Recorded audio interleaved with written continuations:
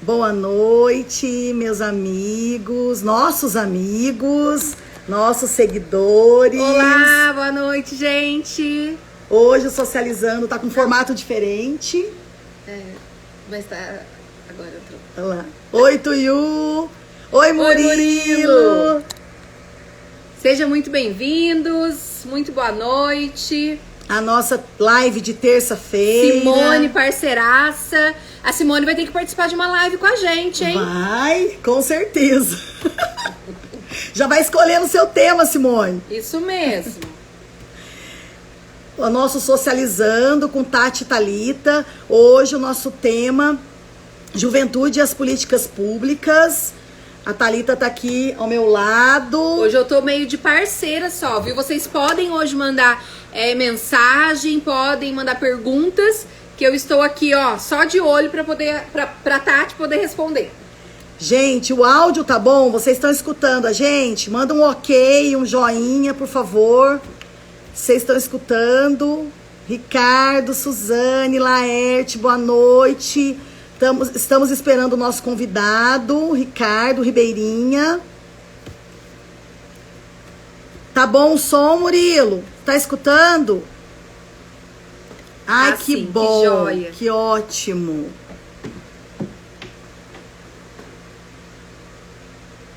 Audiovisual, ela falou. Ah, que bom. Gente, antes do Ricardo entrar, vou compartilhar com vocês as nossas eleições estão chegando. 15 de novembro está se aproximando. Cada momento do Socializando, eu fico mais feliz de estar aqui aprendendo, saindo da minha zona de conforto e entendendo sobre política, hoje sobre políticas públicas, com a minha parceira Thalita. E eu conto com vocês, com o apoio de vocês, meus amigos, meus seguidores. Tô muito contente mesmo de estar fazendo essas lives e conseguindo passar para vocês um pouco das minhas ideias, dos meus ideais, do que eu acredito de melhoria para nossa cidade, para Guaratinguetá. E é isso. Será que o nosso convidado tá aí? Ricardo. Só mais um momento. Deixa eu só completar aqui, né? A Tati falou uma coisa que é muito importante. A gente tá...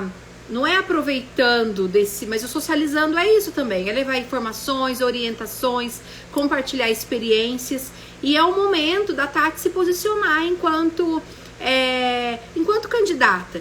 Para ela mostrar, né, compartilhar com todo mundo o quanto ela pode contribuir, o quanto ela está preocupada com o desenvolvimento da nossa sociedade. Então, é assim que a gente vai conduzir a temática de hoje, a temática das 2 próximas semanas. Estamos agradecidos, muito feliz por você estar participando com a gente, todos os meus amigos, os nossos amigos, né, Thalita? Sim. E o Socializando, ele veio para agregar mesmo, muito conteúdo, informação. Hoje a live tem muita informação, a live vai ser com muito conteúdo. Vocês vão ficar muito felizes hoje. Só mais um minuto. Ricardo já entrou. Tá? Aonde? Aqui? Aí, isso. Não, peraí. Será que eu saí? Não entrou ainda. Será que ele te segue? Será que ele sabe? Daqui a pouco ele não me segue. Vamos ver. Gente, só mais um minutinho que o Ricardo ainda não entrou.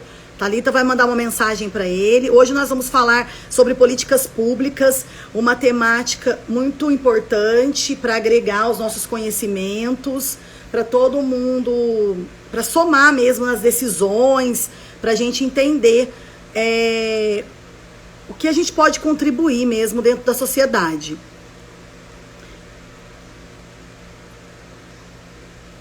Ele estava entrando no meu, por isso. Será? Ele falou aqui. Só mais um minutinho, tenham paciência, que o Ricardo entrou no Instagram da Thalita. Ele vai entrar agora no meu e a gente vai começar.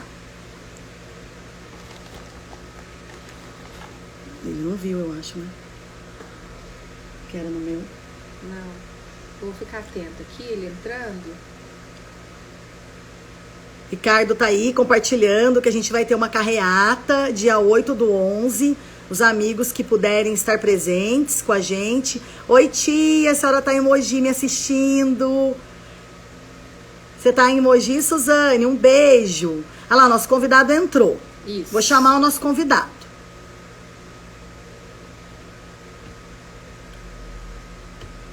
Não chamei, Thalita? Isso aí. Pode procurar ele aqui, ó.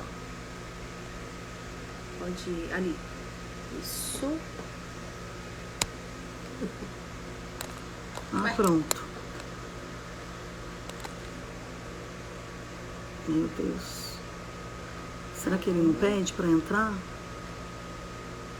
Ai, não quer, não quer. Por que não tá aí? Não sei. Pede pra ele solicitar.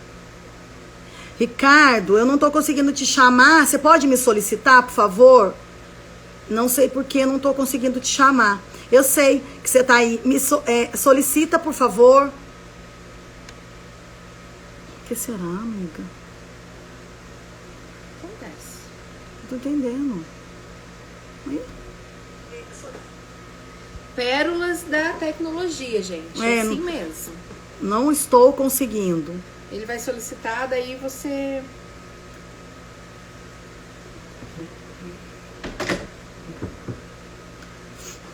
Ricardo, me solicite, por favor.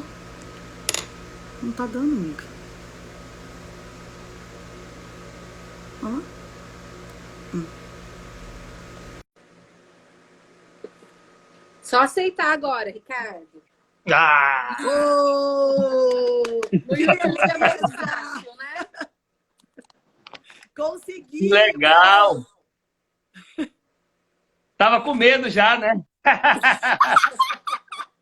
Ela já ficou com medo de você ir embora. Boa noite, Ricardo. Deixa eu ver qual é o lugar que tá mais claro. Tá escuro, né? Não. Pra mim. Espera aí não que eu vou pegar... Só um minutinho, que eu vou pegar uma luz aqui, tá? Pra ficar melhor ainda. Só um minuto.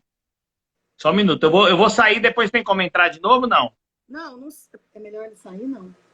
Não, eu vou deixar aqui. Espera aí, eu vou deixar aqui assim. Só um minutinho bom. que eu já vou. Só vou fazer uma instalação aqui.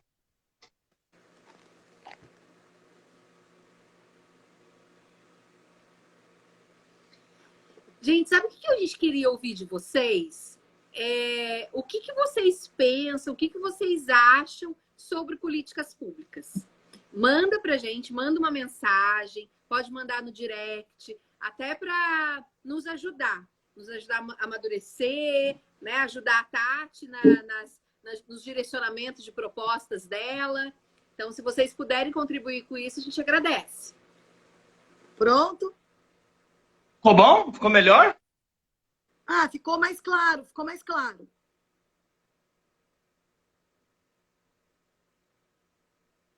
Aê! Ótimo.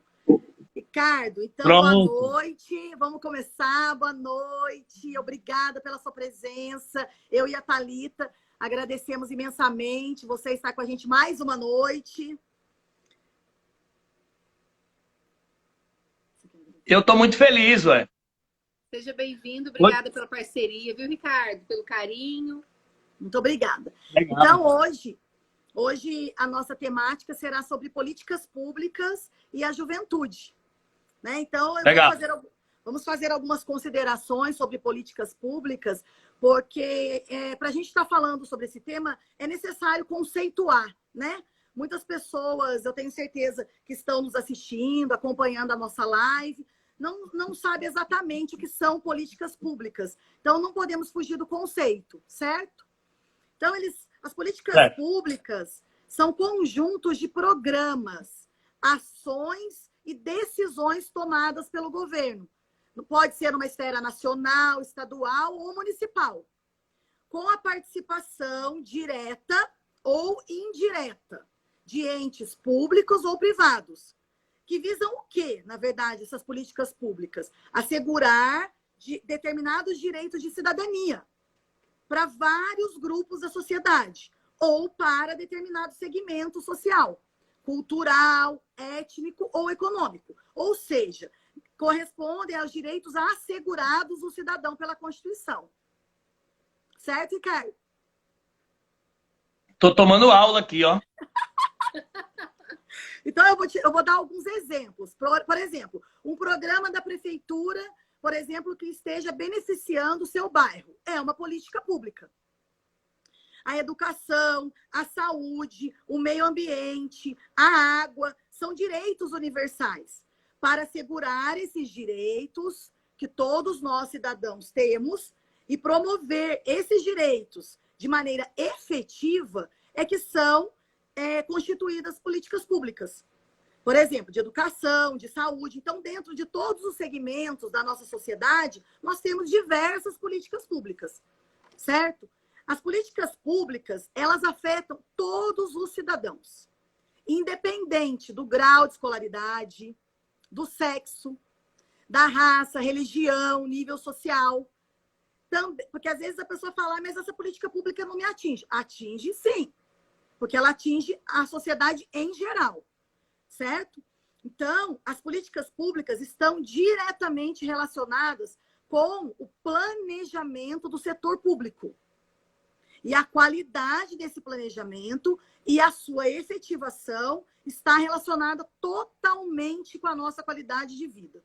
Por isso, todos os cidadãos precisam estar atentos às políticas públicas implantadas no seu município e verificar se elas estão sendo feitas da maneira correta, como foram propostas.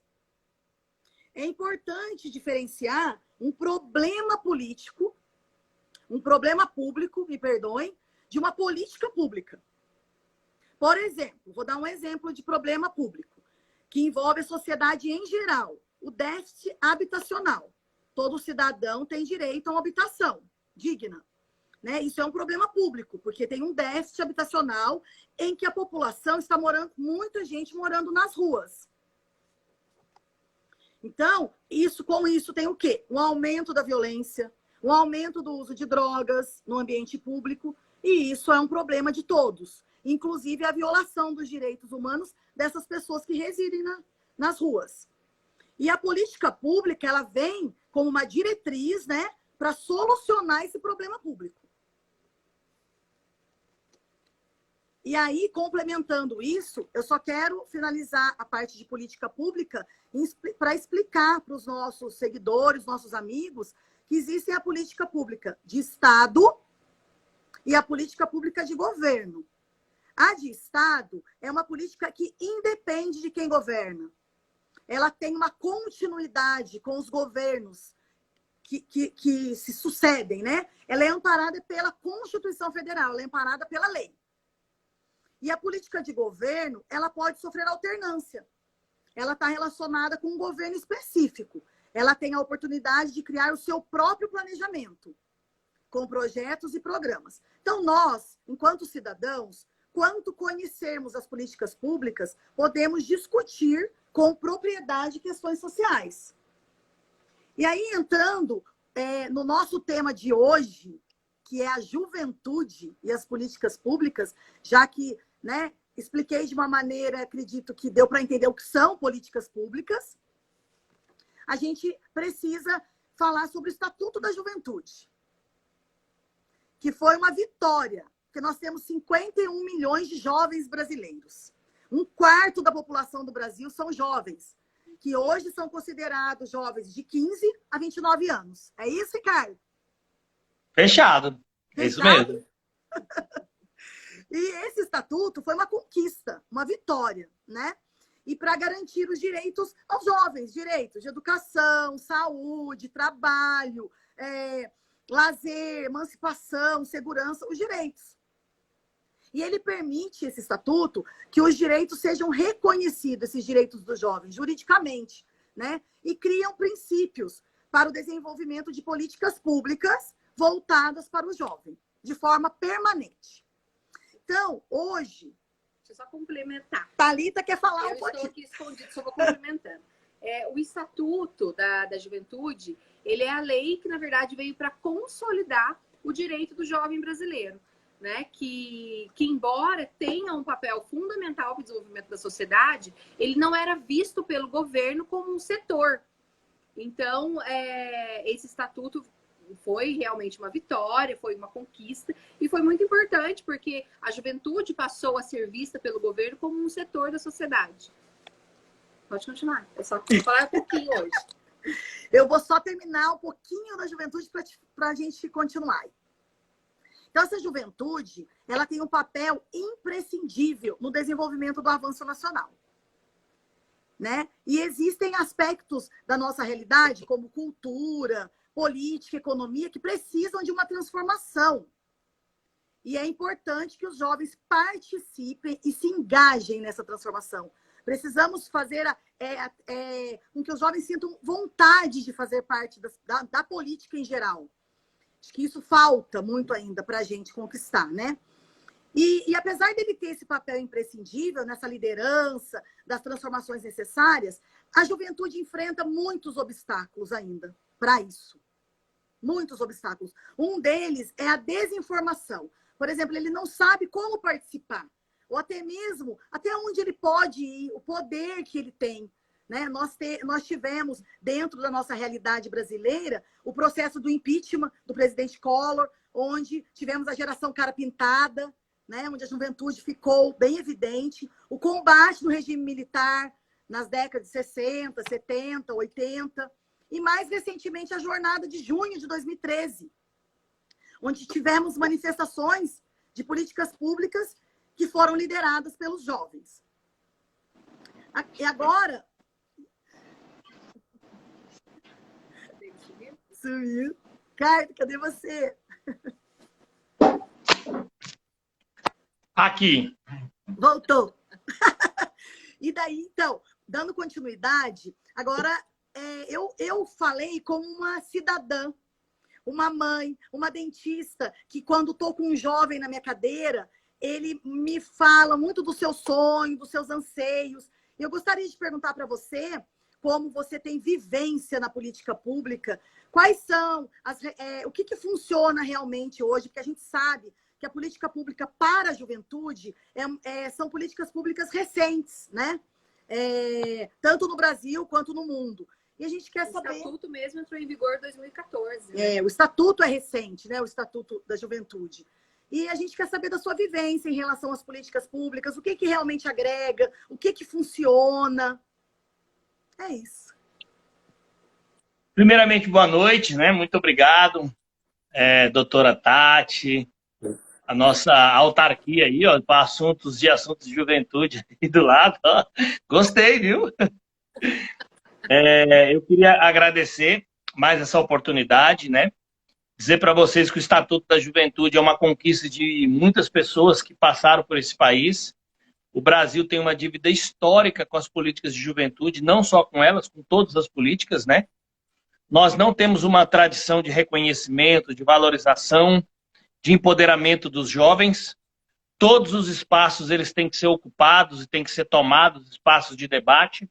E esses espaços são ocupados de modo, muitas das vezes, com muito empenho, com muita articulação.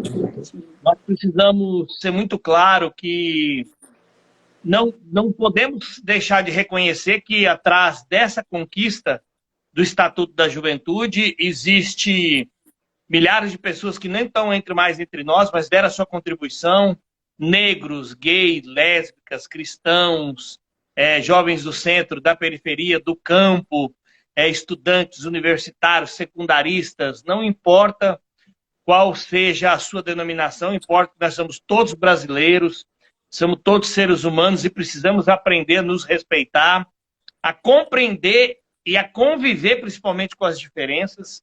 Isso é um fator extremamente importante para que qualquer debate de juventude, quem não entra com esse espírito, é melhor que não continue no debate, né?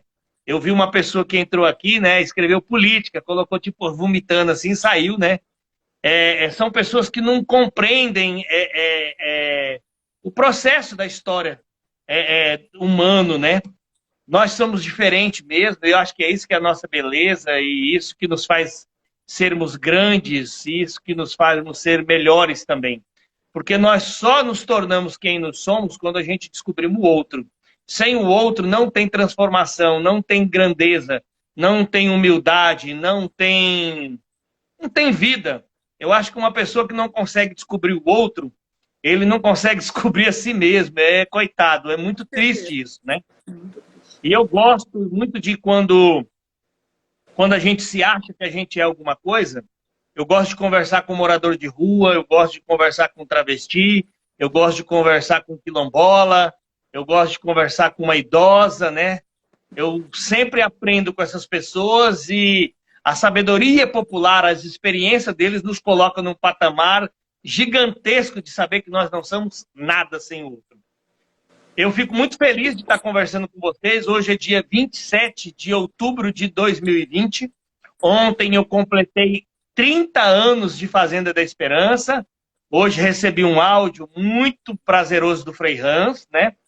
Parabenizando a minha luta, as minhas conquistas e o espaço que nós conquistamos junto. Eu, Fazenda Esperança, Frei Hans e Guaratinguetá. Então, hoje é muito legal poder falar de política pública, porque é isso que eu vivo, é isso que eu acredito.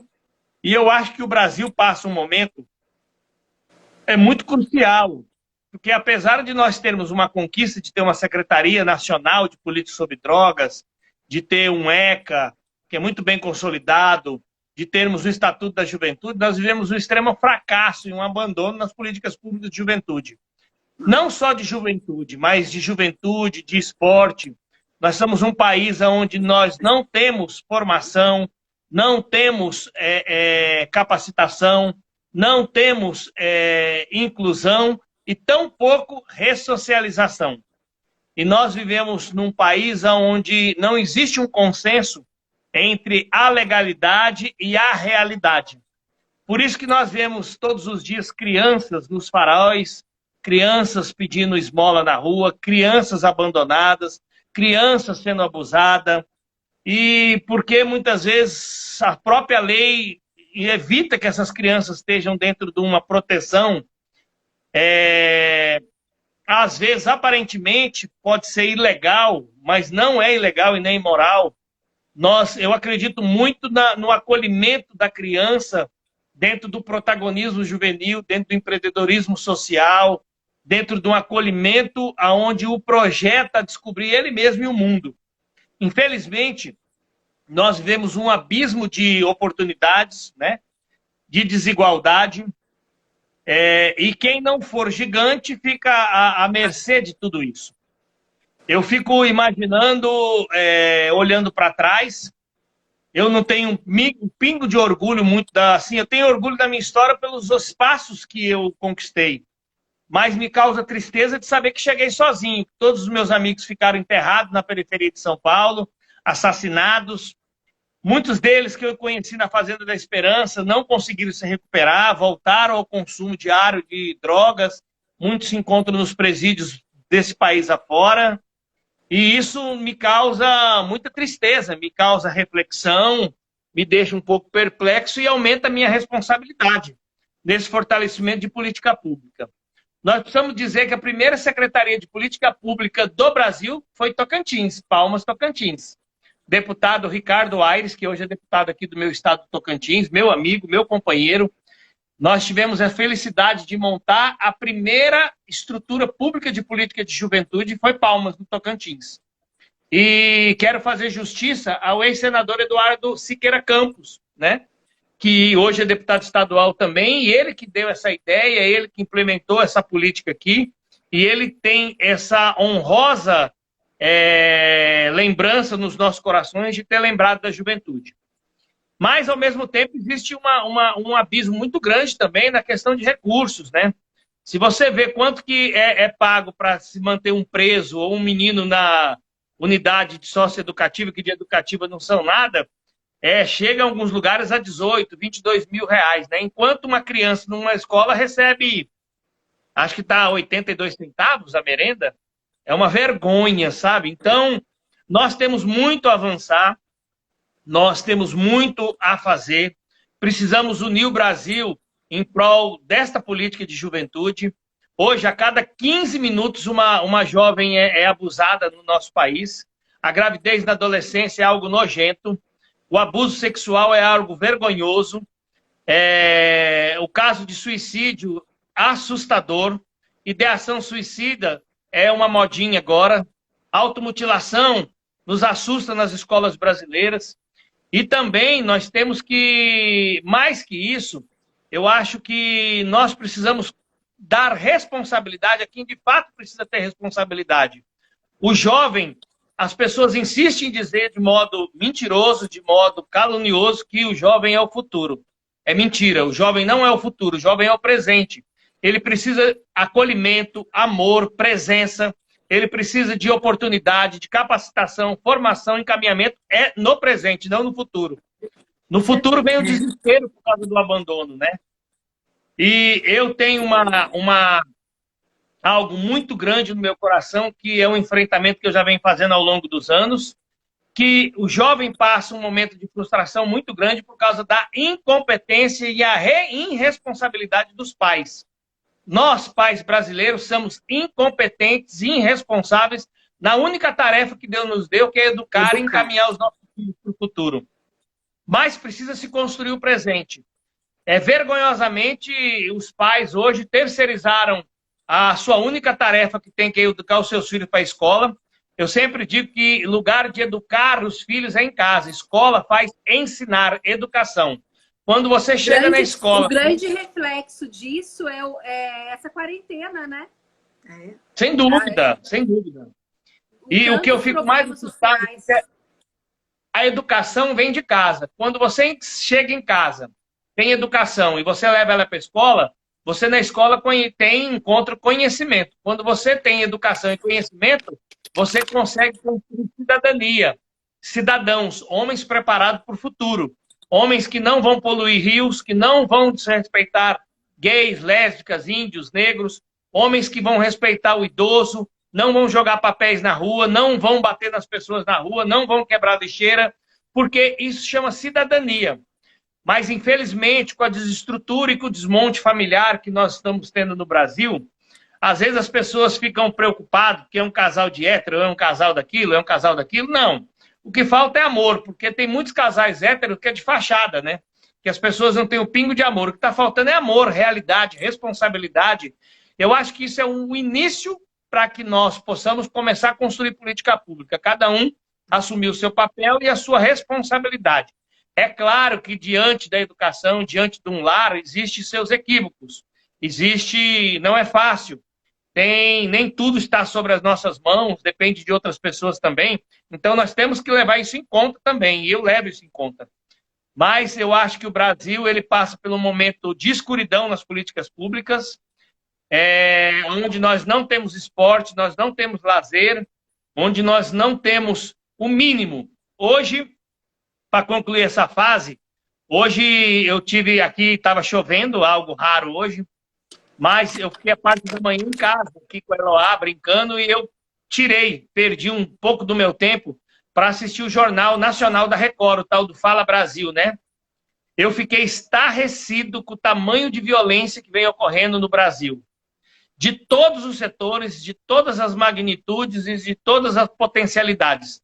É assustador o que nós estamos tendo no Brasil e nós precisamos urgente transformar. E só se transforma com política pública. Agora, com política pública ouvindo todos os setores da sociedade, reservando financiamento público para que essa diversidade tenha voz nas periferias e em diversos setores, né? E que realmente a política pública não seja uma política construída dentro de um gabinete em Brasília, enviada para os 5.500 municípios brasileiros, porque as nossas realidades e os nossos desejos e anseios são completamente antagônicos uns dos outros, né? O Brasil é um país extremamente dinâmico, um país extremamente cheio de oportunidades, mas que, ao mesmo tempo, precisa ser bem elaborado e construir de acordo com a realidade de cada um. Sim. Ô, Ricardo, mas nessa sua atuação, nesse projeto que vocês... Nesse programa, né? Porque vocês têm um programa. Qual é a maior dificuldade que você enfrenta, que você percebe da parte do governo ou até mesmo da sociedade? para que falta implementação, para né? acontecer? Para você conseguir implementar em mais locais, em mais estados, né? O que está faltando? Olha, o que falta mesmo é prioridade. A política pública, infelizmente, não é prioridade dentro de governo nem de prefeitura. Seja Guaratinguetá, seja Tocantins, isso é Brasil. É cultural do nosso país. Nós não temos uma cultura de prevenção, né? Uma cultura de ser protagonista, de preparar as pessoas para o futuro, né? Nós sempre sofremos com desmonte. Se constrói sempre políticas de governos e não se constrói políticas de Estado. Porém, troca o prefeito, se troca o prefeito de Guaratinguetá agora, pode ter algumas coisas bacanas do prefeito Soliva. O outro desmonta tudo porque era positivo e isso incomoda. E isso também é nos outros municípios e é também nos governos, governo federal também. Então, primeiro, se precisa ouvir a sociedade, construir projetos sólidos e projetos que sejam de Estado e não de governo, para que eles tenham começo, meio e fim. Esse é o primeiro desafio. Segundo desafio é a gente sair do discurso. Nós, às vezes, esperamos muito do poder público e também não fazemos a nossa parte como sociedade, né? Às vezes, a gente fica esperando que o poder público resolva os problemas que é de nossa competência, né? Então, não resolve nem os que é de nossa competência e nem a deles também. Então, fica o vazio que nós estamos vivendo hoje. No Tocantins, a gente tem um privilégio muito grande, porque eu sempre tive um bom relacionamento com os governadores que passaram. Então, isso nos deu possibilidade de construir programas e projetos. Por exemplo, aqui nós construímos o Carnaval do Bem, a Caravana da Juventude, Juventude dos Bairros, Tocantins Sem Drogas. Nós percorremos vários municípios do Tocantins com equipe multidisciplinar de psicólogas, pedagogas, eu fazendo palestra, a gente encaminhando as pessoas, toda uma equipe multidisciplinar percorrendo o estado, onde nós tínhamos autonomia, nós tínhamos recurso, nós tínhamos avião à disposição, equipe para percorrer o estado, micro-ônibus, caminhonete, diárias, toda uma estrutura governamental para que nós pudéssemos oferecer o melhor à juventude do Tocantins. Mas é aquilo lá, é sempre políticas de governo. Eu também tenho que dizer para vocês, é uma frustração e um fracasso meu de não ter conseguido construir políticas de Estado, porque muitas vezes fogem das nossas mãos, não é cultural de nenhum gestor, e isso nos prejudica muito. Mas hoje nós temos uma estrutura definida no Tocantins, nós temos, não é mais secretaria, hoje é uma superintendência, ela tem diretor, tem coordenadores, tem gerentes de projetos e a gente pode captar recursos em Brasília para poder desenvolver as diversas realidades. Nós somos um estado atípico, que nós temos comunidades quilombolas, nós temos diversas comunidades indígenas, nós temos o jovem do campo muito forte, porque nós somos um dos celeiros do mundo. Tocantins está dentro do Mato Piba, que é a última fronteira agrícola do Brasil. Nós temos esse privilégio. Isso nos traz extremamente desenvolvimento, mas o desenvolvimento também vem de separações e vem de isolamento também, né? Porque a tecnologia na agricultura ela ocupa um espaço muito individualista que exclui as pessoas da mão de obra. Então, com isso, traz problemas também. Mas nós somos um estado extremamente privilegiado, nós temos um mapeamento de todos os 139 municípios, nós temos um diálogo constante entre as principais secretarias, tá? Entre desenvolvimento, entre segurança pública, saúde, assistência social, e é um grupo, pode-se dizer, é um consórcio de políticas públicas, né? Muitas vezes funciona, outras não funcionam, depende muito de quem é o gestor, depende muito do interesse político. Eu tenho que dizer que funciona muito com facilidade quando se aproxima as eleições. É algo natural, não só aqui, mas no Brasil. Então, são esses desafios que a gente tem que estar superando. Eu, por exemplo, já estou fora da linha de juventude, tá? Mas a minha alma continua sendo jovem. Eu tenho um carinho muito grande pela essa militância que, durante muito tempo, eu consegui percorrer 22 países e diversos municípios brasileiros através das políticas de juventude. Então, Hoje, minha missão é formar novos líderes para que eles ocupem esse espaço e principalmente que eles me cuidem de mim na velhice, né? Porque diz que o amor é gratidão e gratidão eu quero ter com ele. Então é possível, né, a gente conseguir fazer políticas públicas para a juventude de uma maneira digna, né? Só a gente querer, né, Ricardo? A verdade é essa. As pessoas acham, quando vê a gente que está na faixa dos 20 a 29 anos, vê nós três assim, discutindo sobre políticas públicas. Eu gostei do sorriso de vocês. Quando as pessoas veem nós três discutindo política pública, muitas das vezes tem preconceito também, porque as pessoas acham que ser jovem tá dentro da faixa etária que o Estatuto preconiza, de 15 a 29 anos. Nós sabemos que muitas vezes construir políticas públicas de juventude requer também experiência, requer maturidade. Eu me lembro que quando eu tive na sede da ONU, o representante da juventude lá tinha 83 anos. Um homem extraordinário, um homem encantador, que eu, na minha juventude, não conseguia alcançar ele. Com tamanha lucidez, com tamanho protagonismo e autoridade de falar algo. E ele me disse uma coisa interessante, que ele era jovem mais tempo que a gente, né? Então, isso é bacana. Então, eu acho que você, como uma parlamentar, eu acho que é de extrema importância fazer esse mapeamento de política pública em Guaratinguetá. Guaratinguetá, a gente tem que se questionar, porque Guaratinguetá, diferente de Tocantins, Palmas, tem todo o aparelhamento público. E por que nós temos tamanho consumo de droga, de suicídio, de abandono, de consumo de maconha, de álcool e outros problemas que são pertinentes dessa região do Vale do Paraíba, principalmente Guaratinguetá? É uma cidade extremamente preocupante, porque é uma cidade vulnerável, porque tem muito trânsito de jovem, né? Então, isso é preocupante. Então, tem outros problemas Guaratinguetá que precisa ser estudado e precisa ser enfrentado. Por que tem tanta solidão, entendeu? Quando se tem tudo. Por que tem pouca participação? Guaratinguetá tem um abismo também social, né? Rico é rico, pobre é pobre, os bolsões periféricos, né? Se tem nome, tem nome. Se tem nome, tem vez. Se não tem nome, não acontece. Teve até uma participante aí que falou, Guaratinguetá vive de nome. E realmente, infelizmente, a gente ainda temos isso aqui, né, Ricardo? Existe uma situação muito grande, que o filho do pobre não frequenta o Itaguará Caltan Clube, né? Mas o filho do rico busca maconha na periferia, né? Vai fumar nas pedrinhas. Olha, lá no morro também, viu? No morro, muito o que a gente precisa fazer, é um trabalho de tirar a máscara da hipocrisia, né?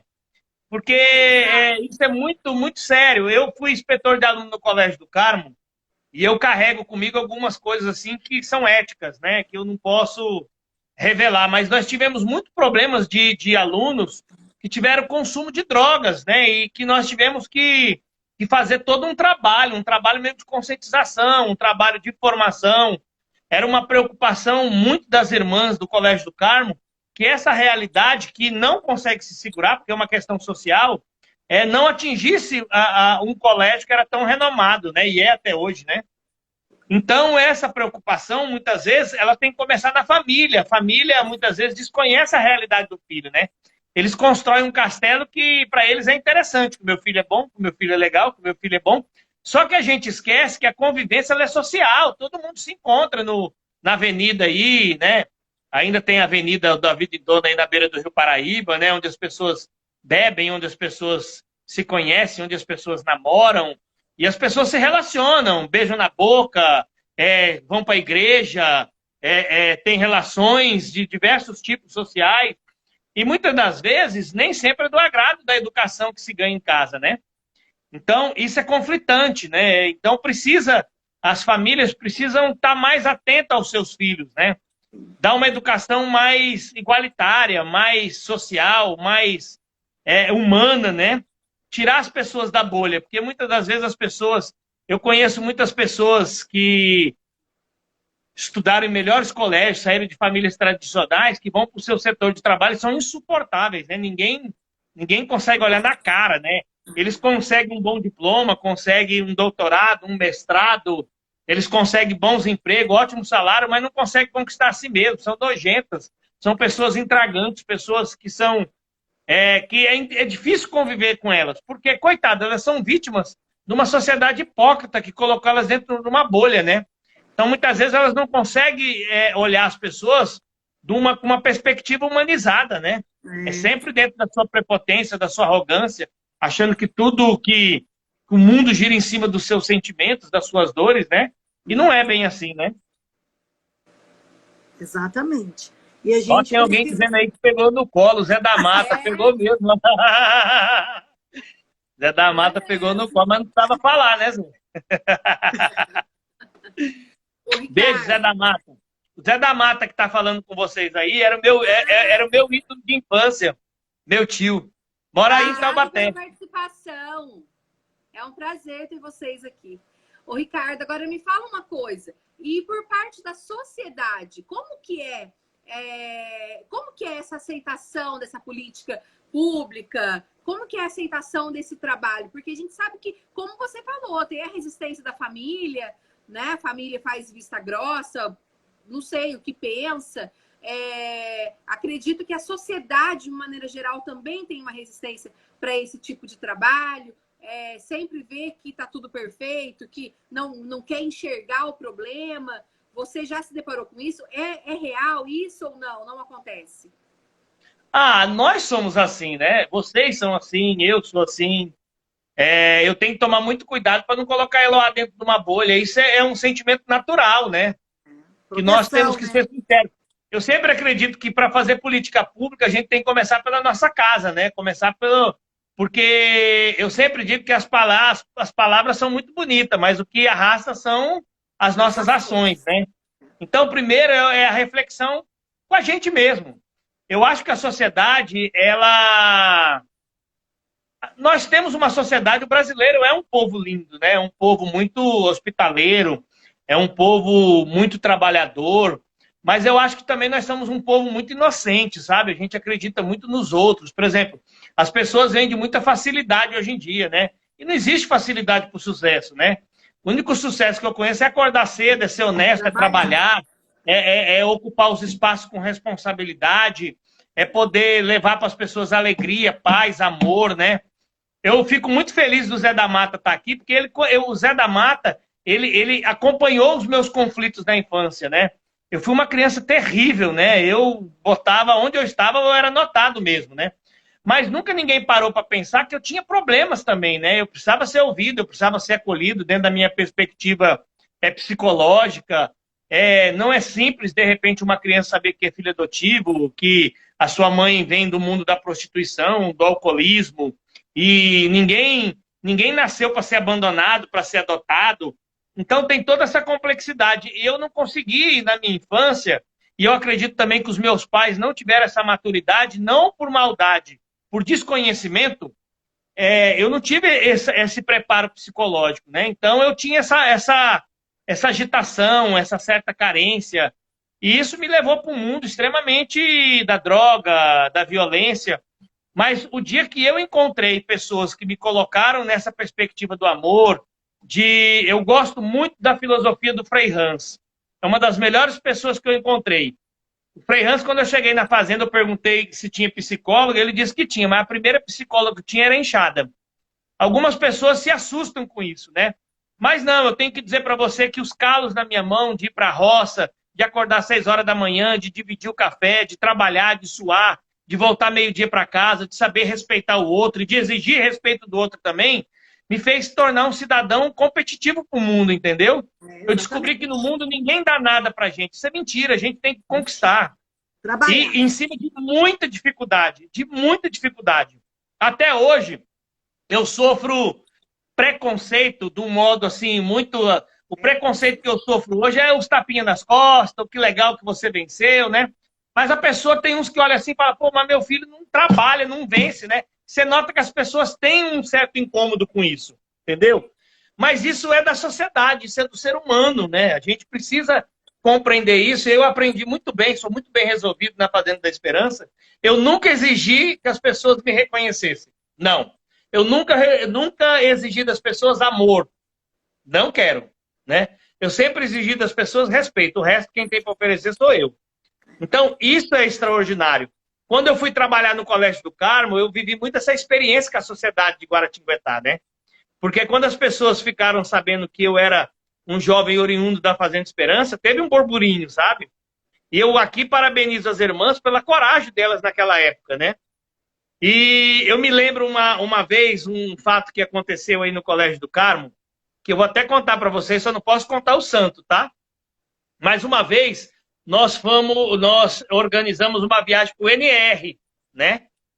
O NR, que era um lugar onde as pessoas, os alunos da 8ª série, passavam a sua formatura, 3 dias lá. E teve uma reunião de pais aí do colégio, teve uma reunião de pais aí do Colégio do Carmo, na qual, para a organização disso, eu trabalhava pela manhã, a reunião foi à noite, eu não participei. E eu me lembro que, quando eu cheguei na segunda-feira no Colégio do Carmo, a reunião tinha ocorrido numa sexta-feira, todos os alunos estavam vindo me abraçar, falando, não, tio, não liga para isso não, não, tio, fica tranquilo, você vai com a gente. E eu achei estranho, porque não foi uma criança, não foi 2, não foi 10, foram várias crianças que vinham em mim. Aí eu fui saber que uma mãe, nesta reunião, questionou que não ia deixar sua filha ir para o NR, porque eu era o inspetor e eram 3 dias e eu era oriundo da Fazenda da Esperança, né?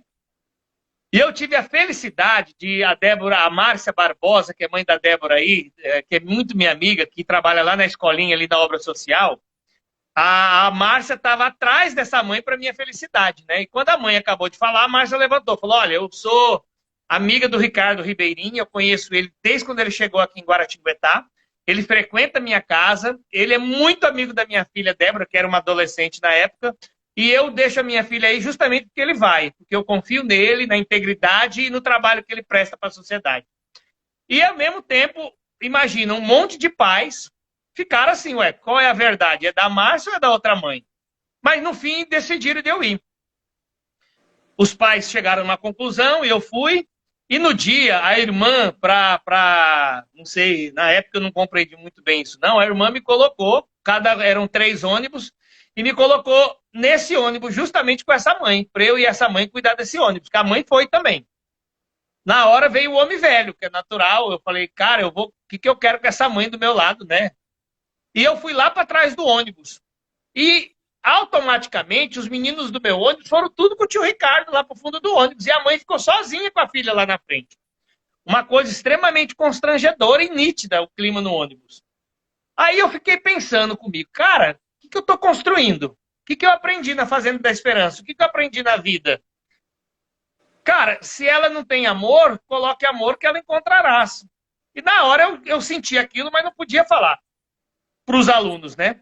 E na hora eu fui levantando de mansinho, fui lá e sentei do lado dela e comecei a conversar com ela. Cara, gerou uma comunhão entre a gente que poucas vezes eu tive na vida.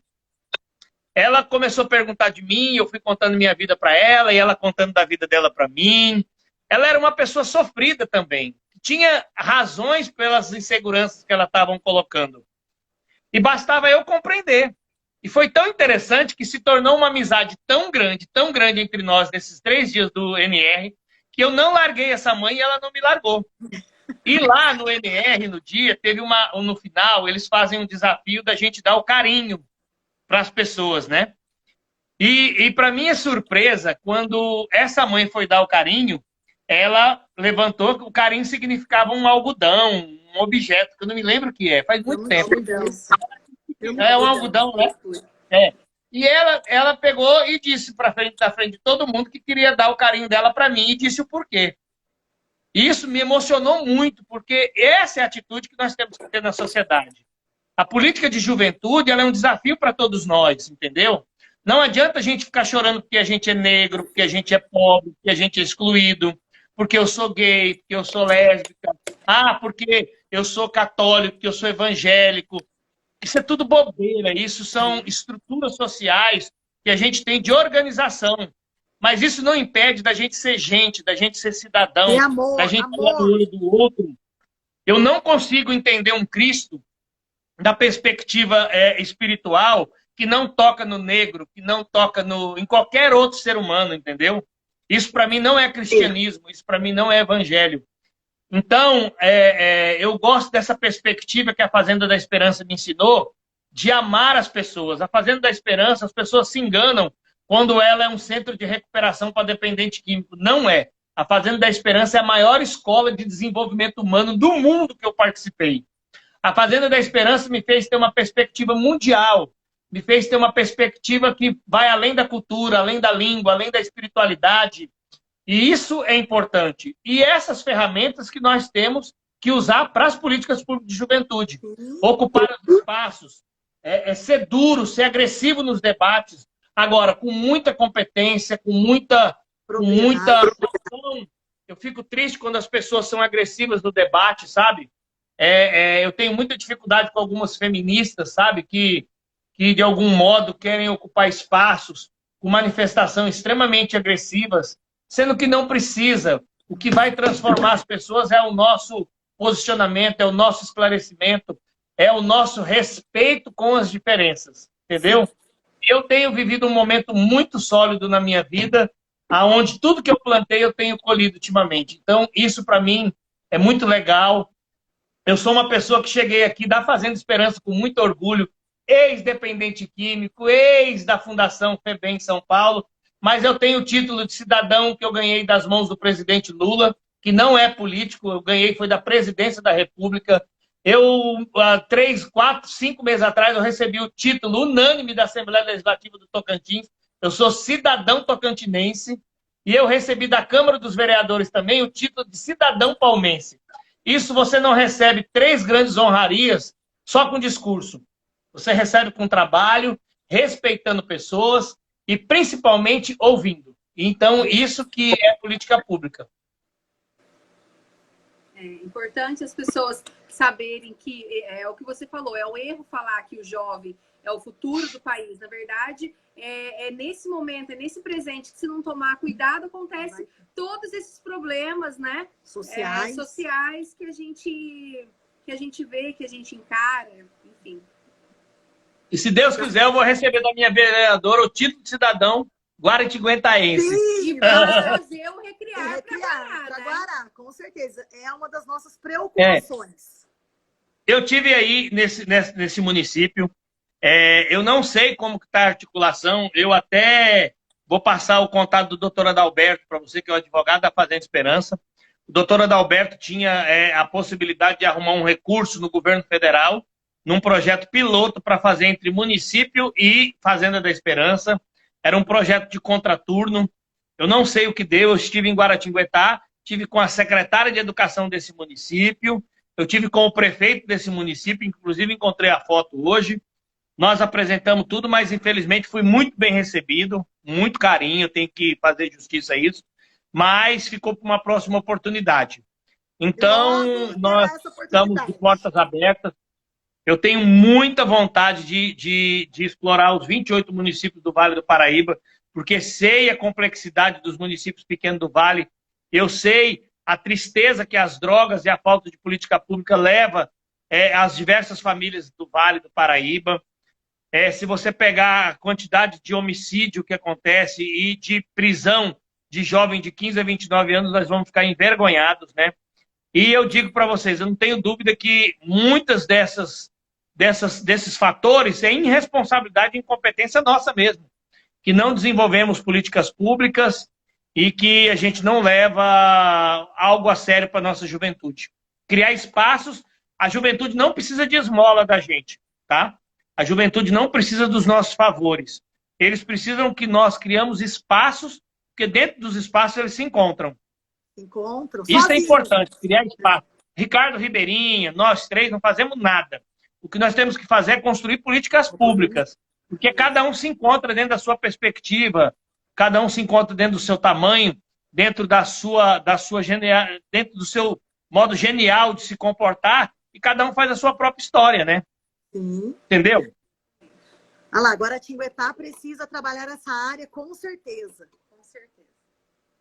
É a Aninha. Ana Antunes. Eu fui inspetor de aluno dela. Só não foi o meu inspetor, não sei como. É porque você estava na pré-escola, vocês duas na época. Eu cuidava só do ensino fundamental. Ô, Ricardo, a gente quer agradecer muito todo o seu esclarecimento. Foi grandioso. Essa noite, a nossa live. Já acabou? Já tá acabando. Nós precisamos ir pro final. Nós temos 2 minutos. 2 minutos, o Instagram vai cortar, gente. Caraca, olha, obrigado. Eu faço um compromisso com Guaratinguetá, independente de qualquer coisa. Queria pedir para vocês o apoio à minha vereadora. Eu tô deixando para gravar o vídeo dela na última semana, propositalmente, tá? As pessoas que eu amo, né, Ricardo? as pessoas que eu amo, eu tenho aqui uma lista de vídeo para gravar. Todo mundo me ligando todo dia, mas eu amo todos que eu já gravei, tá, gente? Calma. Mas eu quero deixar alguns para as últimas 3 semanas, tá? Porque agora é tudo bagunça e tal. Vamos deixar. Então eu tô aqui contando. Eu vou tirar um dia só para gravar esses vídeos. Não esqueci. Hoje a candidata a prefeita Jocélia me ligou. Cadê meu vídeo? Eu falei, calma, calma. Então eu queria agradecer vocês por essa preocupação. Queria dizer que vocês estão chiquérrimas, estão lindas. Viu? Eu fico muito feliz de vocês estarem comprometidas com isso. Eu acho que isso é muito importante. Eu carrego com vocês com muito carinho no meu coração. Eu tô louco para ir para Guaratinguetá. Quando eu for a Guaratinguetá, eu tenho um lugar que eu fico aí em Guaratinguetá, que eu vou passar o contato para vocês. Nós vamos passar uma noite aí batendo altos papos, vamos fazer altas fotos, altos vídeos. E eu não tenho dúvida que eu vou construir uma amizade muito linda com vocês, porque vocês fazem parte de Guaratinguetá e minha eterna gratidão a esse município. Se eu estou aqui hoje, sou vivo, tenho tudo que eu tenho, eu devo a Guaratinguetá e a esse povo lindo dessa cidade. Então eu tenho muita gratidão por cada cidadão nessa cidade. Viu?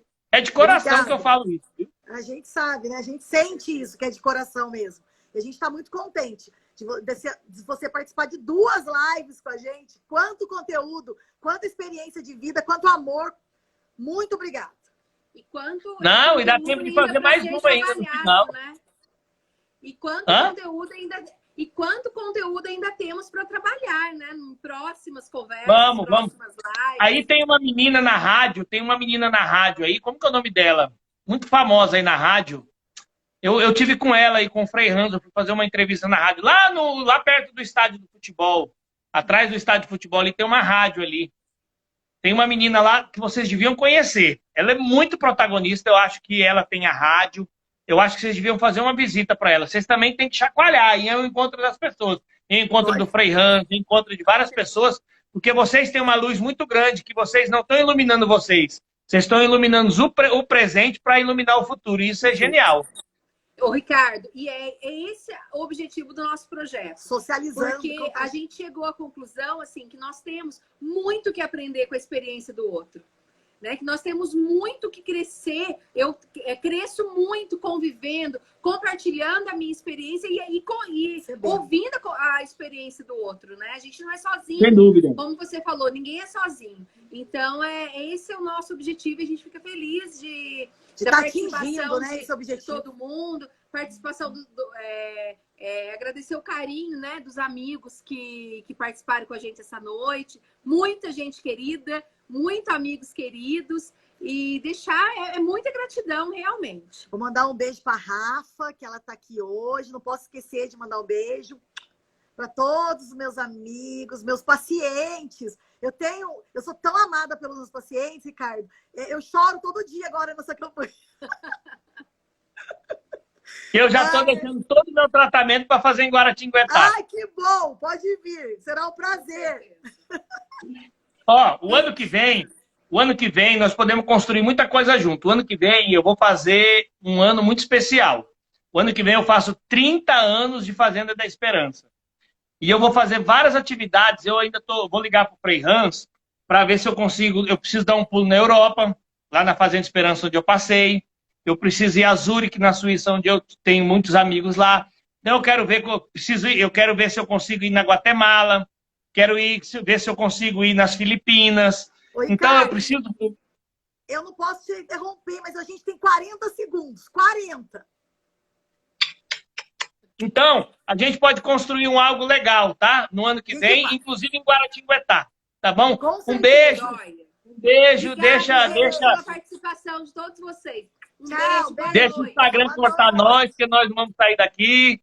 Deixa que eles derrubem. Você entendeu? Mas muito obrigado pelo carinho. Pra gente ganhar mais tempo. Pra Pro Como? Instagram.